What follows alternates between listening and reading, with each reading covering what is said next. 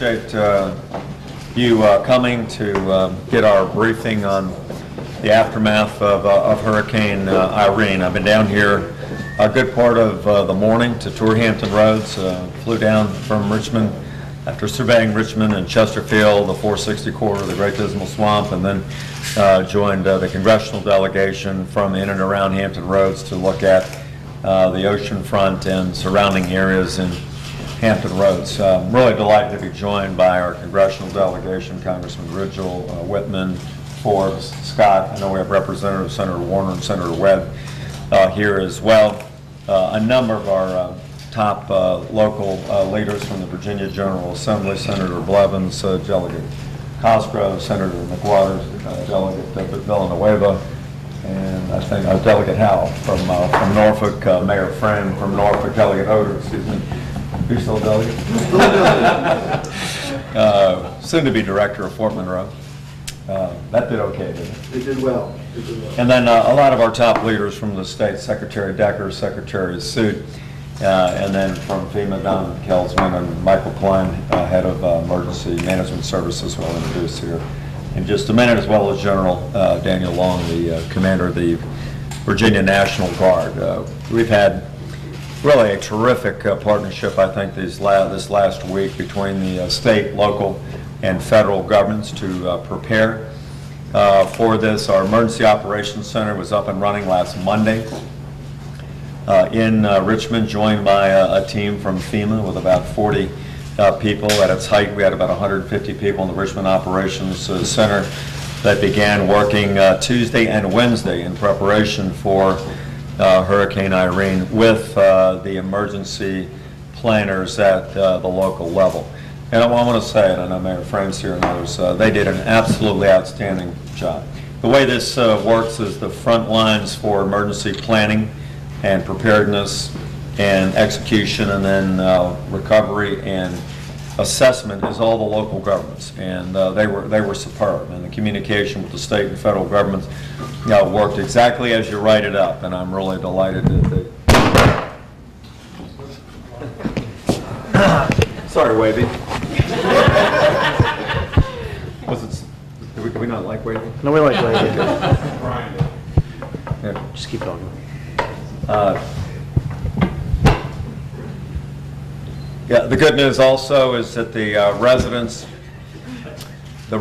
of the region were incredibly responsive and responsible. We started giving warnings very early with the executive order on Thursday that I issued. I gave the authority to local governments to order mandatory evacuations of their localities, and many did. Mayor Frame, about a third of Norfolk, about 80,000 people, all of Pocosin, select places in Portsmouth and Newport News, Virginia Beach, about 60,000 people in low-lying areas, Sandbridge, and that was the right call. And there was significant compliance with the mandatory evacuation.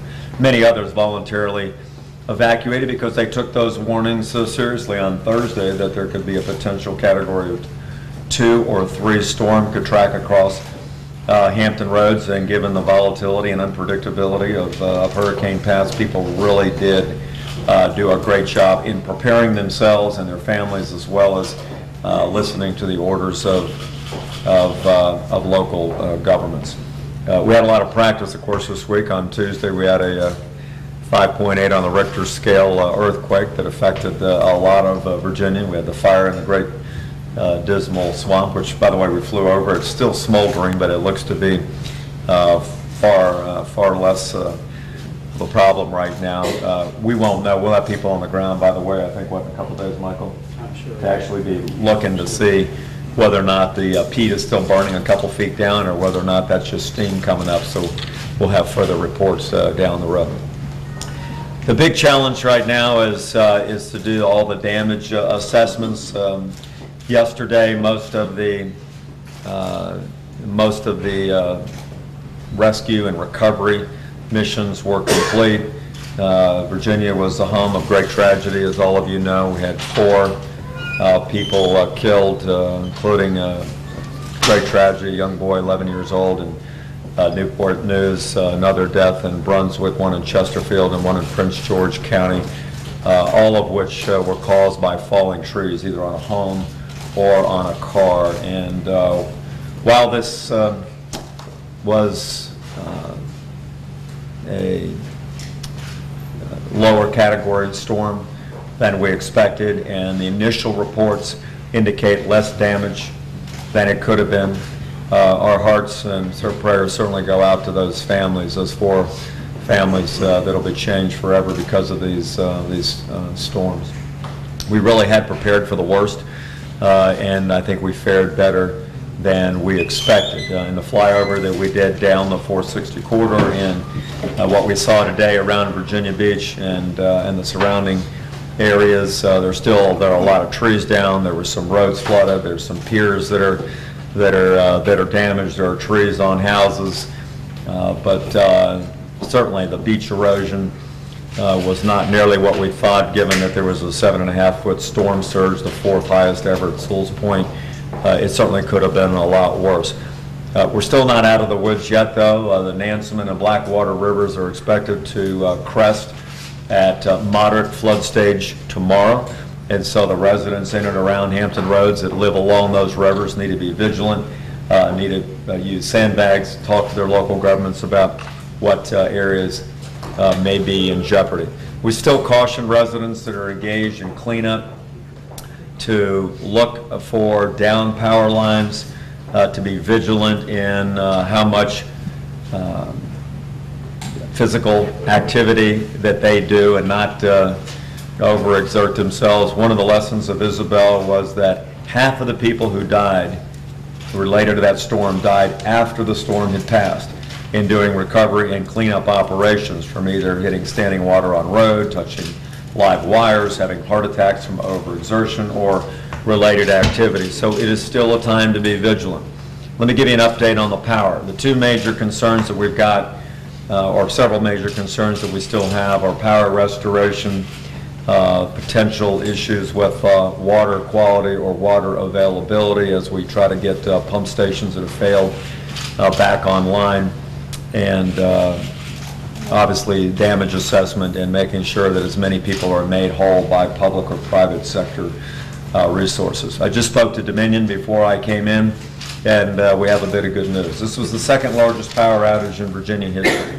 2.5 million people without power, and I think we might have been the state greatest hit on the eastern seaboard. Only half of what Isabel did, but still a significant event. That's 1.1 million customers, but about 2.5 million people. As of just a few minutes ago, Dominion has already done a great job, along with the electrical co-ops, in restoring half of those customers. So over 500,000 have already been reconnected. There are about 550,000 still to go. About 205,000 of those are here in Hampton Roads, about 274,000 in Richmond, and then the rest spread around the state. They anticipate that by tomorrow all the customers in Northern Virginia will be restored, that about 75% of the customers will be restored by Wednesday, and 90 to 95% of the customers will be restored by Friday. They have 6,000 people working on power line restoration, many of them from outside of the state, from the Midwest and other places that have come to help Virginia and many of the other affected East Coast states as a result of this storm. So they're doing everything that they can to get power back on as soon as possible.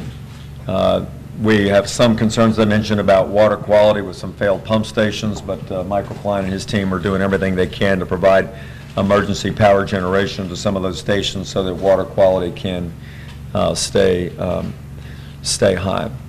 I'm going to let now the experts from FEMA and from emergency management talk to you about the assessment period that we're going through over the next 3 or 4 days, and what we're going to do to ask for state and federal help to help the localities. But the last thing I would say is I want to thank the people of Virginia for being so incredibly responsive and responsible.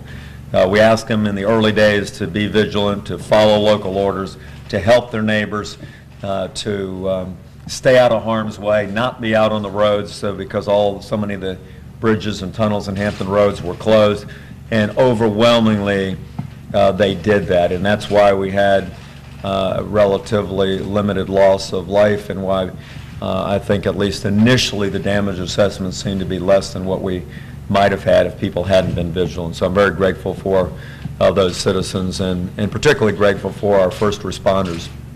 General Long had 375 guardsmen called up that did a great job. State police had extra resources all over Hampton Roads. The local police, fire, EMS, and others were just phenomenal.